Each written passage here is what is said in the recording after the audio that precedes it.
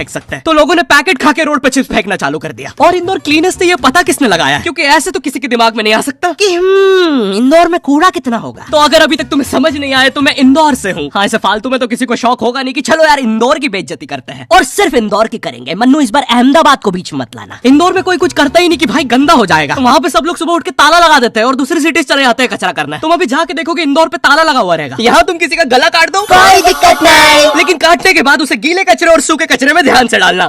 400 लोगों को टपका दिया, 300 बच्चों को उठवाया, 5 बवासीर वाले अंकलों को पिटवाया। आज तक मुझे कोई पकड़ नहीं पाया, तुमने कैसे पकड़ा?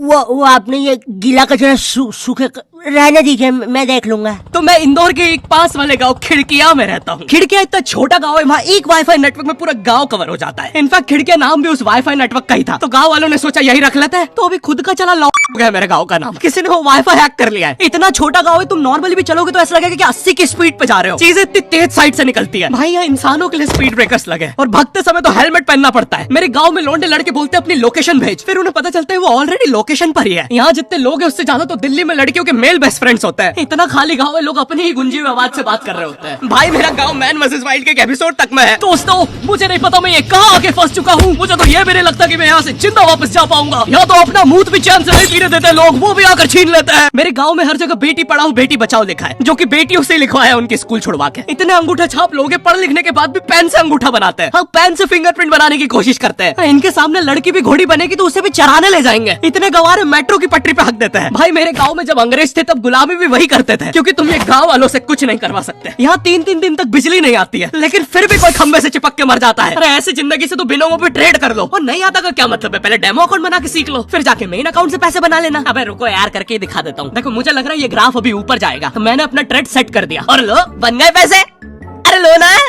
अरे ले।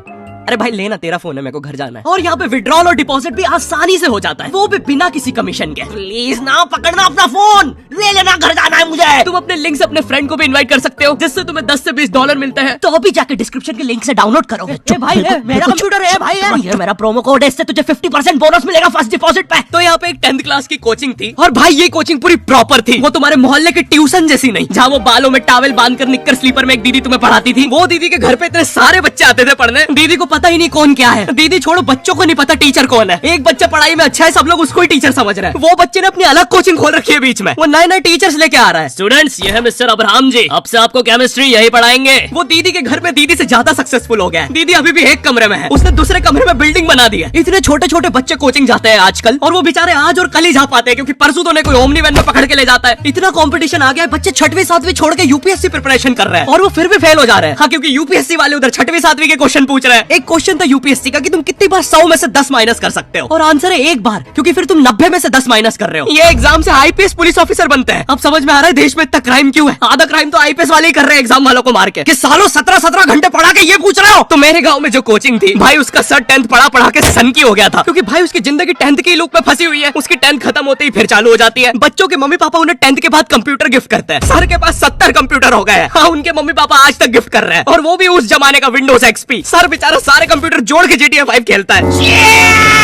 सर इतना 10th क्लास में है, वो कोचिंग के बाद अपनी कोचिंग की लड़कियों के सामने बाइक से स्टंट मार रहा होता है। देख कोमल, राज ने तो सबको पीठ पे गुद्दे मारे हैं, तू कोई नई नहीं है।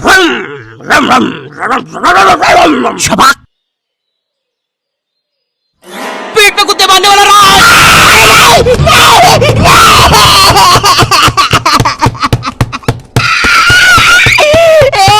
मेरी कोचिंग के बाहर हर साल एक बड़ा सा बैनर लगता था, उस पे जिस बच्चे के 90% बनते हैं उसकी बड़ी सी फोटो लगती है, और जिसके 60% बने हैं वो बड़ी सी फोटो लगा रहा होता था। वो 60% वाले बच्चे की इतनी सी फोटो आती है कोने में, वो भी खिल्ली से कूटी हुई। हाँ, बैनर के बाकी कोनों को ग्लू से चिपकाया है, बस इसकी फोटो पे खूंटा ठोक रखा है। और हर कोचिंग में ना एक पैटर्न जरूर होता है कि आगे वाले बच्चे का तो कंफर्म है, वो तो टॉप करेगा ही करेगा। उसकी तो हाथों की रकीलों तक में 96% बना है। मुझे दिखाया उसने, मैं डर गया, बाद में ट्यूमर निकला वो। भाई तू इलाज करवा ले यार अपना।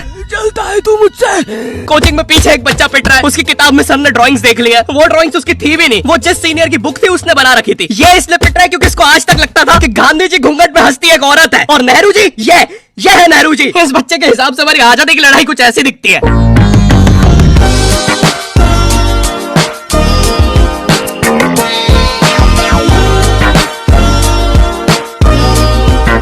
आते हैं हमारे बोर्ड एग्जाम्स। बोर्ड एग्जाम्स मिलते हैं हमें डिफरेंट सेंटर। प्राइवेट स्कूल के बच्चे जाते हैं गवर्नमेंट स्कूल में और गवर्नमेंट स्कूल के बच्चे जाते हैं प्राइवेट स्कूल में।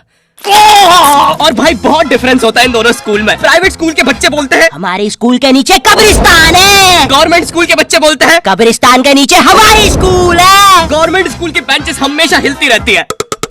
वहाँ के बच्चों के बुंड का बैलेंस ही वही हो चुका है। उनको तुम नॉर्मल बेंच पे बिठाओ वो उस पे भी हिलता रहता है। और भाई यहाँ की टॉयलेट ये बस टॉयलेट के लिए यूज नहीं होता है। अरे तुझे श्रेया का नंबर याद है क्या? चल मेरे साथ। कहाँ? अरे बाबा यहाँ तुझे किसी भी लड़की का नंबर मिल जाएगा। श्रेया अग्रवाल, श्रेया बंसल, श्रेया शर्मा, श्रेया राजा ने मिल गया। अरे लेकिन ये तो बंद है। अरे तो टेंशन की क्या बात है, इधर आइए ना, इधर बाकी नंबर भी है, चेक करिए। Shreya Jio, Shreya Airtel, Shreya Idea. Hello Shreya. हाँ बोल।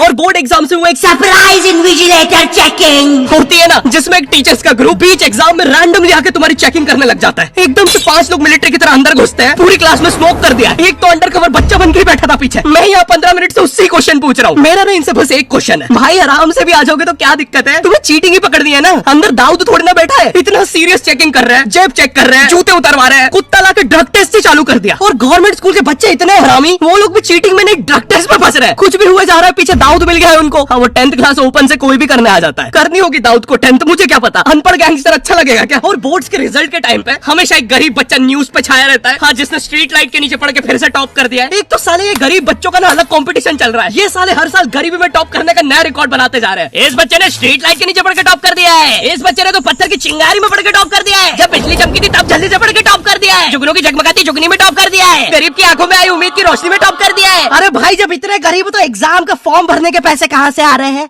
अब इसकी जो जल रही है उसमें भी पढ़ के टॉप कर दिया है।